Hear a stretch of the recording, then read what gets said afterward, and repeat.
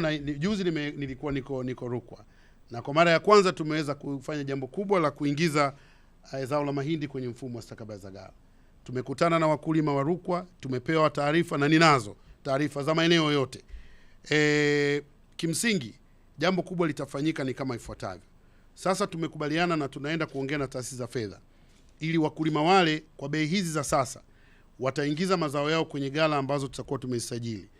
Watapatiwa stakabadhi. Stakabadhi hiyo itawawezesha hata kuweza kwenda benki kupewa sehemu ya fedha kwa ajili ya kuweza kujikimu wakati wakisubiri uuzaji ufanyike baadaye.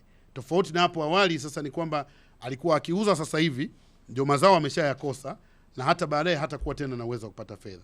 Kwa ni kweli tumelitambua hilo na tumeanza kwa kasi. Tumeanza na mkoa wa Rukwa kama mkoa wa mfano. Lakini tutakapoweza kukamilisha basi tutatawanya kwenye uzalishaji wa mahindi, lakini pia zao la mpunga kwenye maeneo mengine nchini.